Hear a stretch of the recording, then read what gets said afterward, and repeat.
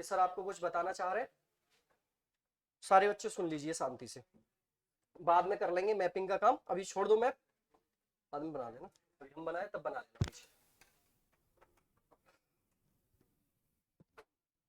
ये तो मुझे दे दो ना इसका।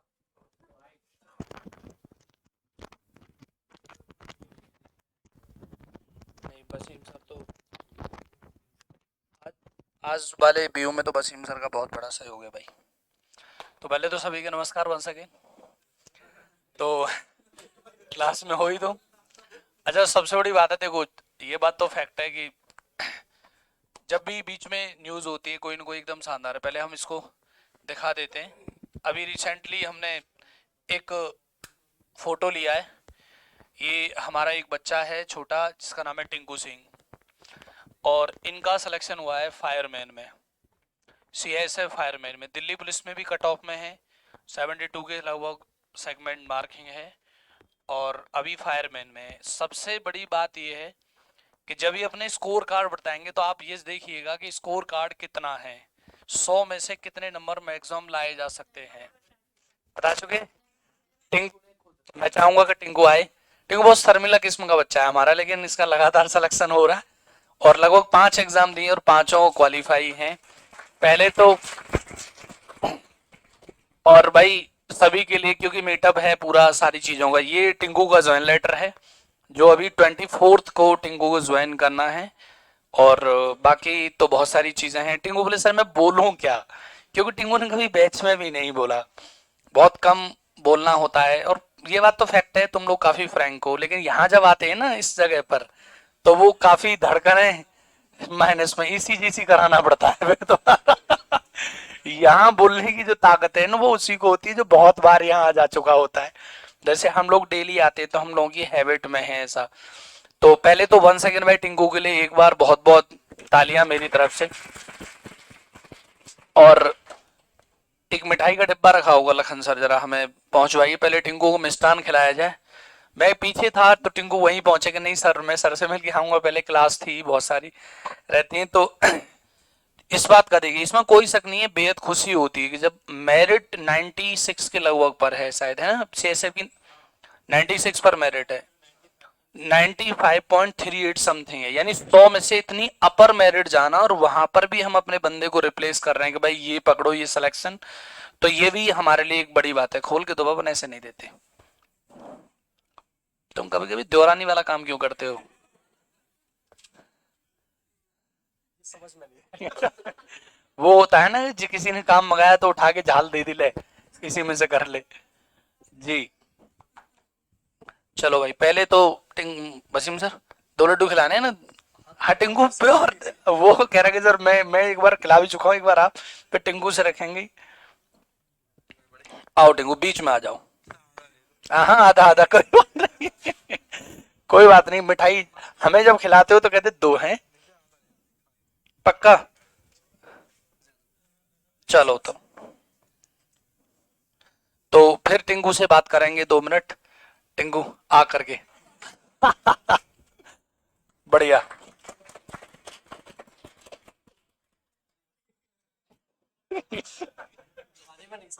हाँ मैंने पूरा एक ही है, खा ले अब खा के आ करके और देखिए ये तुम्हारे लिए सबसे बूस्ट है। मुझे लगता है हम लोग कई मीटअप करा चुके हैं आप लोगों की क्लास में, और जिसमें सब इंस्पेक्टर भी आए हैं और पीआरटी वाला सिलेक्शन भी रहा है, ये भी बीच बीच में भी आते रहते हैं। अब टाइम एक्चुअली होता क्या है कि बाद में हम लोग शूट करें फिर आप पर पहुंचे, तो क्यों ना आप लोग लाइव भी देखें कि भाई जो आदमी है, अब तुम्हारे लिए ये इंस्पिरेशन टाइम है कि एक बंदा जो सिलेक्ट है, अभी आपको 15 दिन बाद एक एग्जाम देना है, तो उसके लिए मोटिवेशन मिलता ही मिलता है कि क्या पढ़ना है। तो कोचिंग से कितनी हेल्प मिली है तो आपको भी पता है कि बहुत सारी हेल्प मिल रही है। बाकी जो लोग हमें लाइव देख रहे हैं या यूट्यूब पर बाद में देखेंगे या अभी देख रहे हैं, तो उनके लिए भी एक सूचना है। मैं हमेशा कहता हूं कि मेरा फिर वो डायलॉग बहुत है कि हम फर्जी बनने का कोई टोपी नहीं पहनाते, हमारा सिलेक्शन वो है जो ज्वाइन लेटर मिले, ट्रॉली लेके जाओ यही सिलेक्शन है। बाकी भाई तो बहुत रिजल्ट आते हैं। टिंकू लगभग 5 एग्जाम में क्वालिफाई है, दिल्ली पुलिस हो चाहे सीआईएसएफ हो या फिर हेड कांस्टेबल का पेपर हो, तो कंटिन्यू है, लेकिन जहां ज्वाइनिंग कर रहे हैं हमारे लिए वही मेन सिलेक्शन है। तो मैं चाहूंगा कि टिंकू थोड़ा सा बोले, वैसे बोलने में बड़ा समर्थ है लेकिन फिर भी टिंकू अपने बारे में बता सकते हैं। टिंकू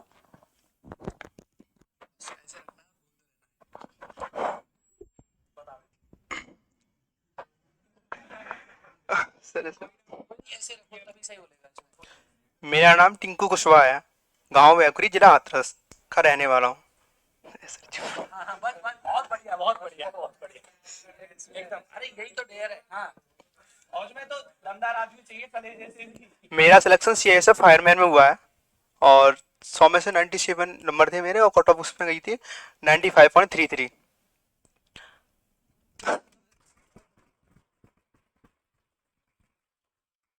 इसका क्या स्कोर है आपका? मेरा दिल्ली पुलिस भी क्वालिफाई हो गया था, उसमें मेरे 72 नंबर थे, और मैं फिजिकल देने नहीं गया। घर वाले बोल रहे थे यही, मतलब ज्वाइन लेटर मिल गया, सही है। यही सही है। और मेरा वीएसएफ एससीएम में क्लियर हो गया था, बस मैं टाइपिंग में निकल गया, एसएससी जीडी की फाइनल मेरिट में बाहर।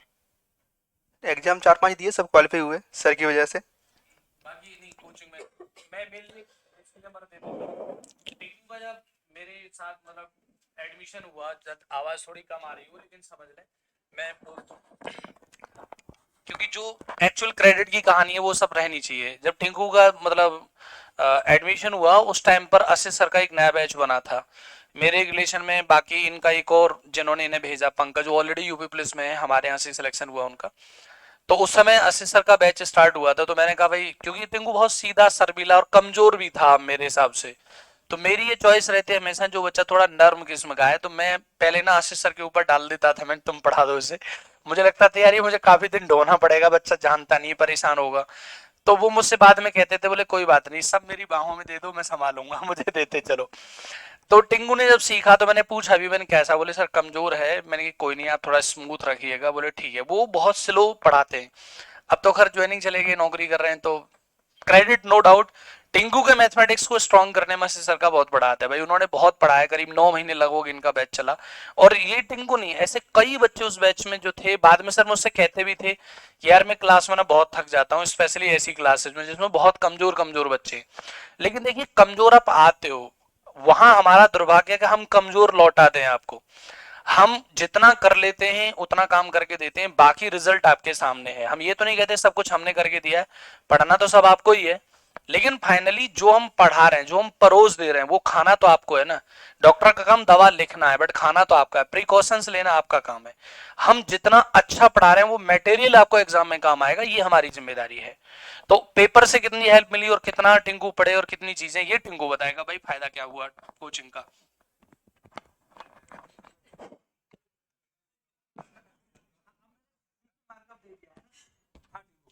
कोचिंग का वादा तो पूरा ही हुआ है, सिलेक्शन हुआ है तो कोचिंग की वजह से हुआ है।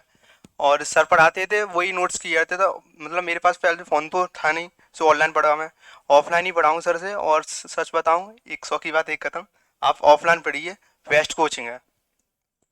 और हाँ बिल्कुल, एक आपने एक सच में एक सही प्लेटफॉर्म पे हो, 100% बता रहा हूँ मैं, जो अपने दिल से बता रहा हूँ। आप अच्छी प्लेटफॉर्म पे आए हो, और आप ऑफलाइन पढ़ते रहिए बस। और सर बोल, जब तक सिलेक्शन ना हो जाए, जब तक।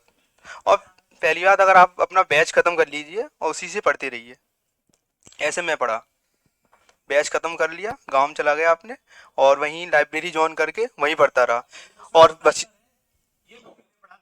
हाँ, मैं पूरे 9 महीने का सिलेबस पूरा किया था, और सर ने हमें जीएस पढ़ाई थी, और हरपाल सर ने हिंदी, और आशीष सर ने वो पढ़ाई थी, मैं मैथ पढ़ाया था, और जो सुशांत सर है उन्होंने मैं रीजनिंग पढ़ाई थी। कंप्लीट किया था सिलेबस पूरा, और कुछ। कुछ किसी के क्वेश्चन को पुट अप हो रिलेटेड, तो कैसे तैयारी करती हैं आप, कैसे स्ट्रेटेजी बनाई, क्या है, किसी बच्चे को कुछ पूछना है तो पूछ ले, क्योंकि 100 में से 97 नंबर लाने कोई छोटा मोटा खेल नहीं है, ये बहुत बड़ी बात है, बहुत बड़ी। तो आपको अगर पूछना है कुछ पूछ सकते हो। हाँ भाई, इतना इतना आसान तो नहीं है, 97 मार्क्स बहुत नंबर होते हैं। हाँ, थोड़ा सा स्ट्रेटेजी बताओ, कैसे मैं आपको बताऊं, मतलब पेपर से पहले कैसे तैयारी की, जैसे नजदीक पेपर है इनका, तो कैसे तैयारी की थोड़ा बताइए। आप एक तो मॉक टेस्ट लगाइए, ठीक है, और प्लस जो आपने मैथ का जो नोट्स बनाया है ना, उसको चैप्टर को रिवीजन करते रहिए। ऑनलाइन कुछ मत देखिए, बस नोट्स के रिवीजन करिए, और एक मॉक टेस्ट लगाइए।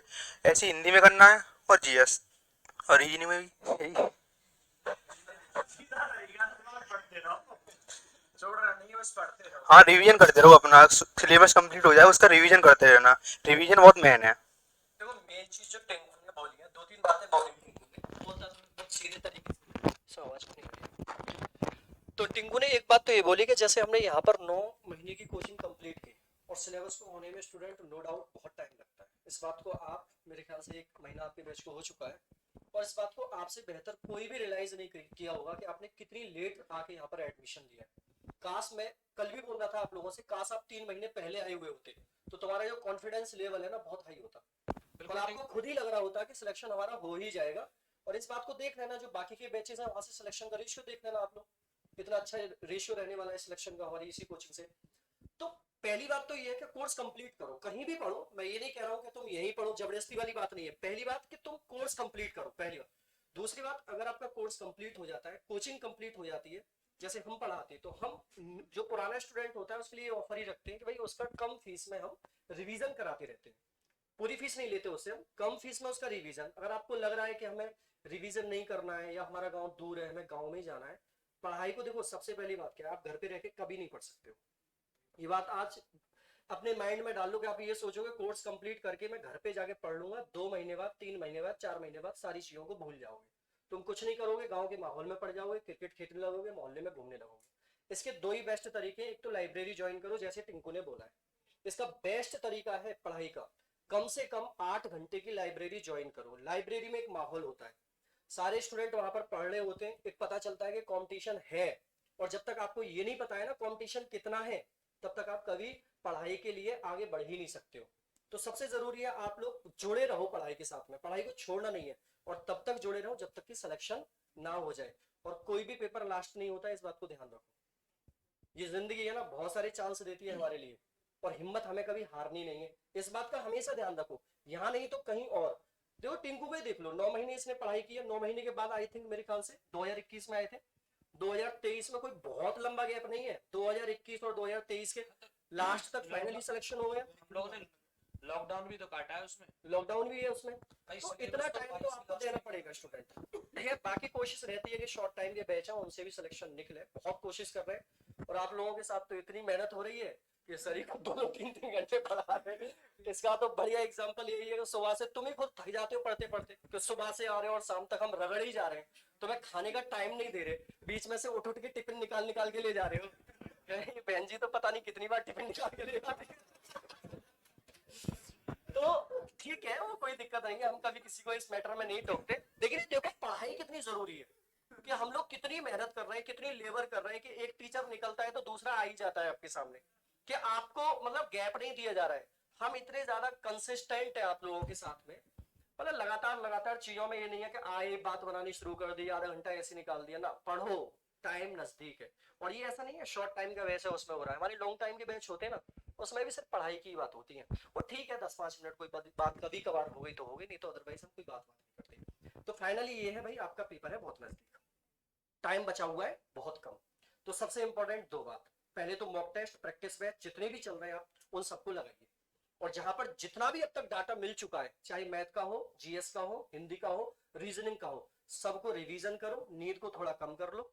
मतलब 5 घंटे सो के भी मेरे ख्याल से 15 दिन 5-5 घंटे सो के भी काम चल सकता है, ऐसा कोई फर्क ज्यादा पड़ने वाला नहीं है। जब हम देखो, हम लोगों को देखो, सर को देखो, 2-2 दिन नहीं सो के भी तुमको पढ़ाने आ रहे हैं, ठीक है, तुम्हें एहसास तो नहीं होने देते क्लास में, ठीक है। हम लोग 5-5 घंटे सो के महीने हो गए, छुट्टी बस जो आपके सामने हुई है वही हुई है, इसके अलावा कोई छुट्टी नहीं हुई है। तो जब हम इतना मेहनत कर रहे हैं, सारी चीजें हमारे पास होते हुए भी हम इतना मेहनत कर रहे हैं, तो तुम थोड़ी मेहनत कर लो, तुम्हें तो नौकरी की जरूरत है भाई, और बहुत ज्यादा जरूरत है या नहीं है। तो सभी लोग बढ़िया तरीके से मेहनत करो और बढ़िया तरीके से पढ़ाई करो, और उम्मीद करेंगे कि सिलेक्शन सभी का होना चाहिए, ठीक है। ठीक है भाई, टिंकू एक बार आपके लिए बधाई। और भाई जितने भी ऑनलाइन वाले बच्चे देख रहे हैं वो भी इस बात को देखें कि सिलेक्शन ही लास्ट भाई स्टेज पे आने का तरीका होता है, नहीं तो बच्चे आते हैं और चले जाते हैं। सिलेक्शन, जिसका सिलेक्शन होता है, रिजल्ट जिसका आता है, पूछा उसी को जाता है, बाकी मेहनत कोई नहीं दिखता है। ये जवानी अमर है, जब तक रहेगा टिंकू अपनी वीडियो इस दिन की कभी भी देख लो, यूट्यूब पर मिलेगी। बिल्कुल बिल्कुल बिल्कुल। ये भाई वंस अगेन थैंक यू, और फिर मिलते हैं।